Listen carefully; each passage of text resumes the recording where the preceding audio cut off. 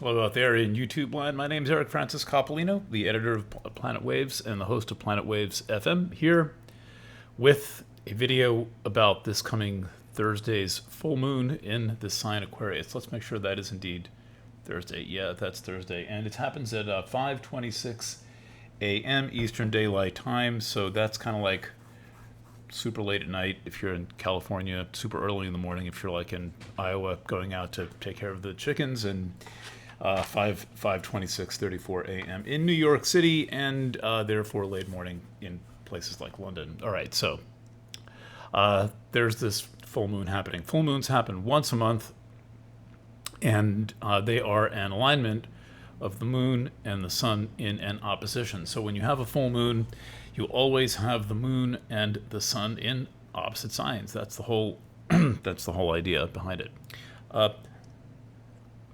A few things make this full moon interesting. One of which is that it's a very subtle eclipse. Just check the ephemeris. Some ephemerides are listing this as a penumbral eclipse. Some are not. The people who publish these books, which tell you they look like this on the inside, they tell you where all the planets are. Like, for example, that's the book that you can't hardly get anymore, and that people don't know it's for anymore. Some of them listed as a penumbral eclipse, and some of them don't. Orias, which I trust, doesn't list it as one. Tracy Delaney, who I trust, lists it as one. So as you will. But it's in any event, it's a subtle eclipse because the moon is passing through the penumbra of the Earth's shadow. So it's only passing through the edge of the shadow. But I think that's interesting, and it's though it's not officially an intense eclipse, it's legible. There's something interesting about that, and let's see if maybe that's something, that little shadowy thing of the moon passing through the edge of the Earth's shadow tells us anything when we look at this chart. There's a lot of really interesting things about this chart, though, and I would say that the proximity to an eclipse, and by the way, one of the things that this penumbral lunar eclipse tells us is that there's a total solar eclipse coming up on the 1st, and then there's a lunar eclipse, I think also penumbral, coming up on the 16th, and that's in the midst of much else. But this full moon this week kind of opens up the official late summer, wow, this is going to be wild season of astrology, and it kind of rolls through like September 4th, and then things might settle down a bit, and then we get this second eclipse in this grouping of eclipses, second if you don't count Thursday's full moon as an eclipse. So first, a little bit of astrological theory before I put the chart up, put the chart on the fancy computer display, and that is that when we live in a time of what I'll call a major aspect pattern, which we do, there's always something interesting brewing, but then sometimes there are these historic alignments, and we're in the midst of one now, something akin to the Neptune, the Uranus-Neptune conjunction of the early 1990s. That kind of changed the entire world, akin to the Uranus-Pluto conjunction of the 1960s. That changed the world. Both of these did. Now we're in another conjunction, which is Uranus to Eris, and many things are grouped around it, which I'll show you in a second. And so when you have these slow-moving points that queue up and make an alignment, right, that put themselves in a pattern, sometimes that pattern can be in the background, and then sometimes happen to make it come into the foreground.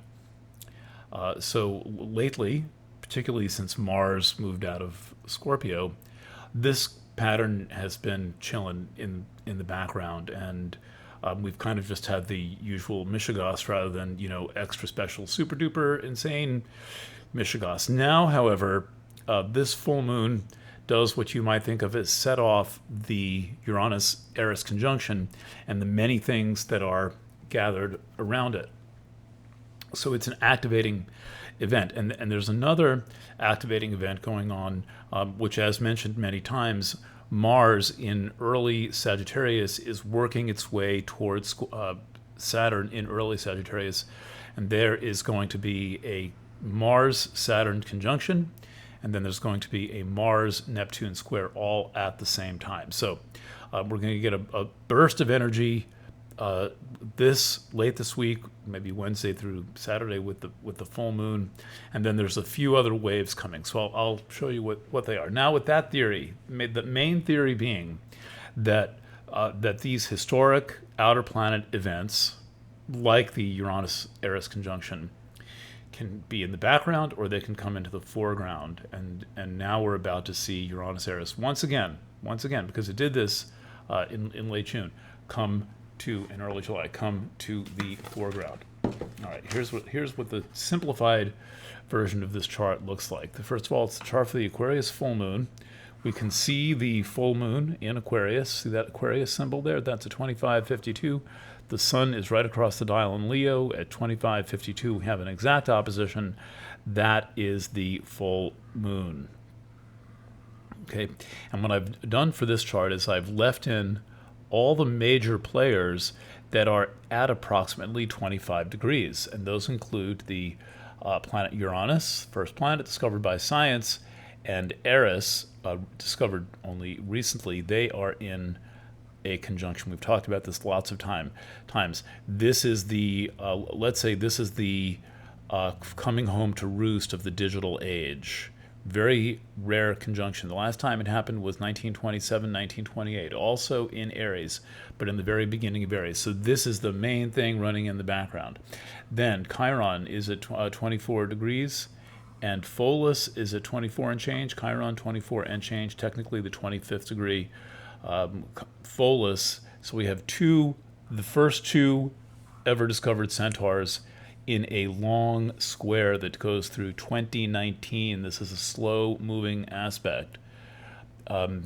So that joins these two players who are in a lengthy conjunction that I think goes back to 2011, but now is in its absolute peak, which I would say the peak goes 15, 16, 17, 2015, 16, 17.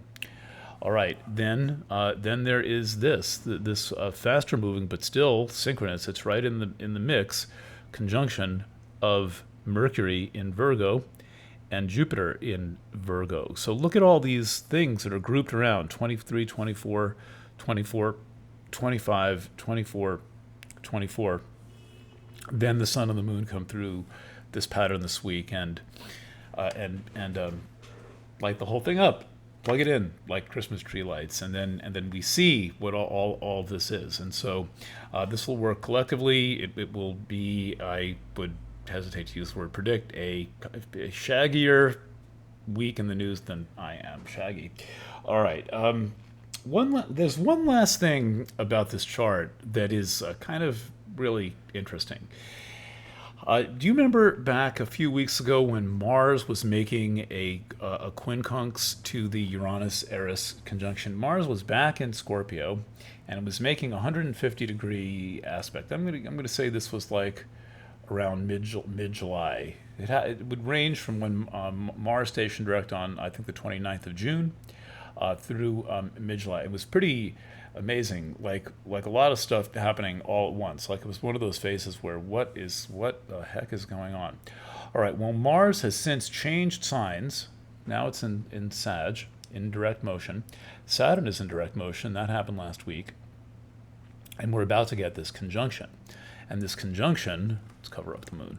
This conjunction is at a 90-degree angle to Neptune. So this is a really intense conjunction because it makes a square to Neptune at the same time. It's Mars and Saturn and Sag, which is fiery, and Saturn makes that pressure of containment that I was talking about last week. This pipe bomb effect where when you combine Mars and Saturn, you can get various forms of friction, you can get various forms of containment. You get metaphors like driving with the brakes on. There are forces that are in opposition to one another, and Mars and Sag would be seeming to break free. However, all interpretation aside, the thing to see here is that, see this? You can't really see this symbol because it's three of them on top of each other. But it's a little square Q. It looks like this. I'll draw it for you.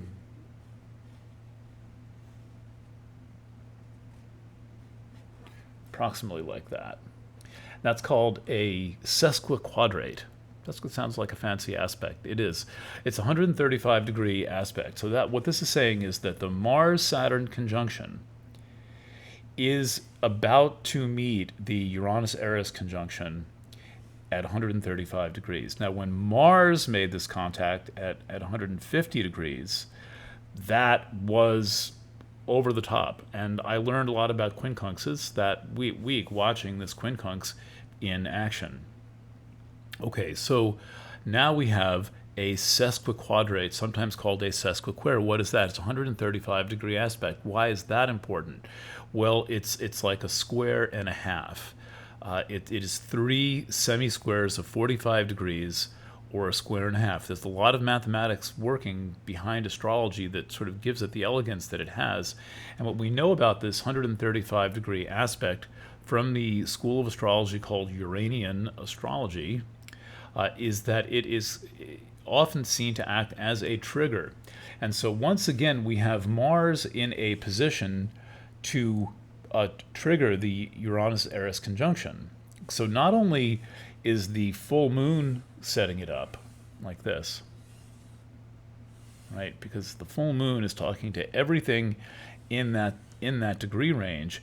Here's an aspect you might not see because the numbers don't match up. That's a 6, that's a 9, that's a 23 and a 24, but we can see that there's this 135-degree connection, basically, is what this is saying. There's a connection between these two. Additionally, Uranus-Eris is 45 degrees from Neptune. So this is a really unusual connection point between this rare event, this other rare event, Saturn-Neptune, and then Mars coming through and energizing the whole thing and tying it all together.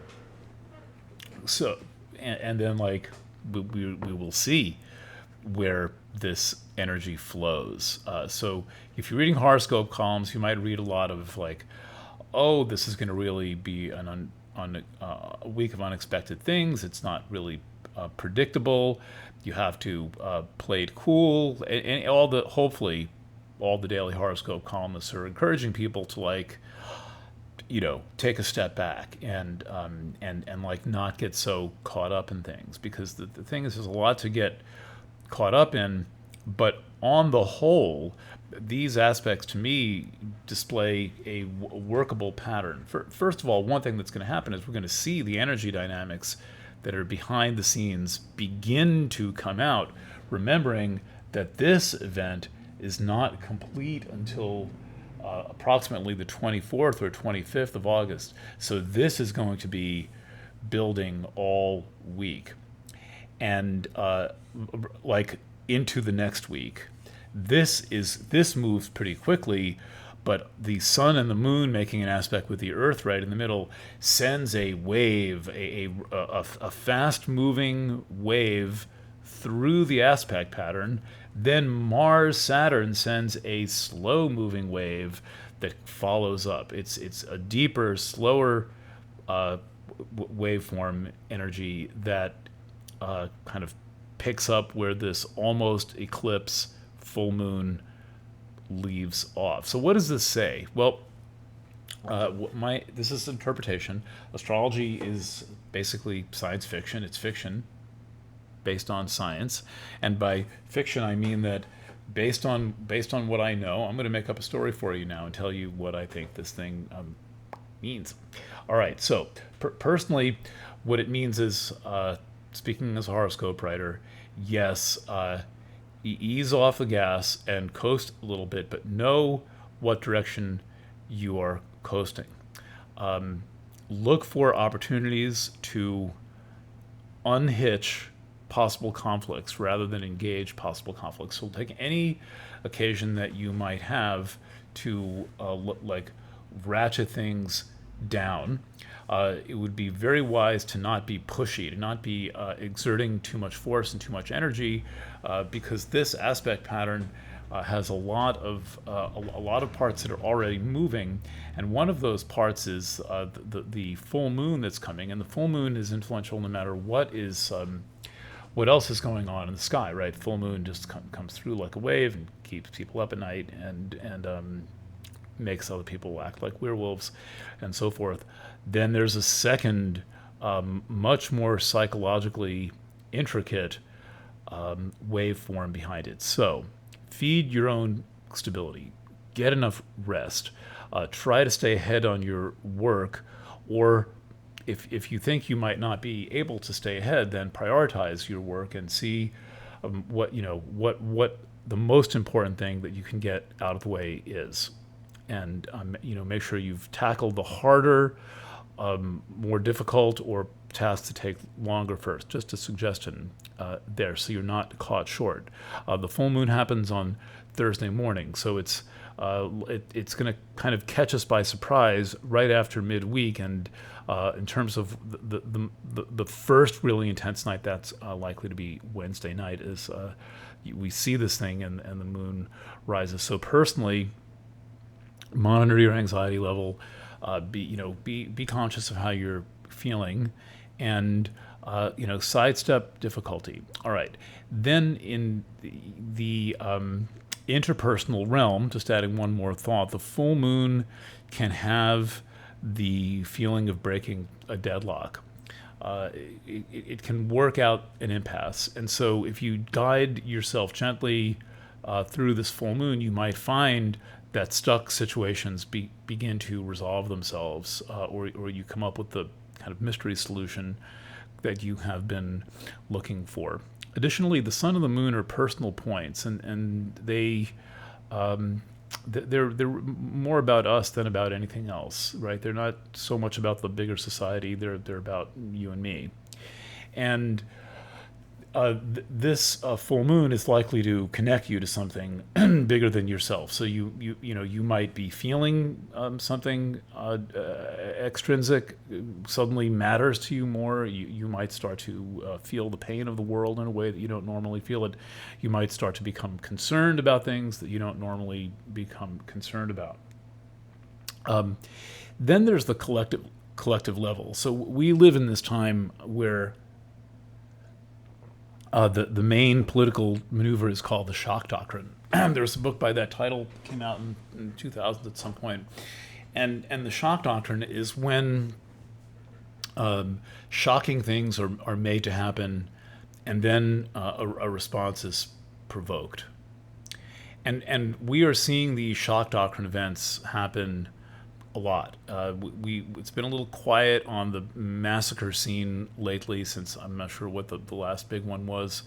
Orlando, they seem to be monthly events. Orlando was the Bastille Day. There was Orlando, then Bastille Day. That was only a month ago. I mean, July 14th was just slightly over a month ago. So it's kind of strange when you think back. Is that a long time ago or a short time ago? Well, that was the last big one, and they've been coming at the rate of about one a month.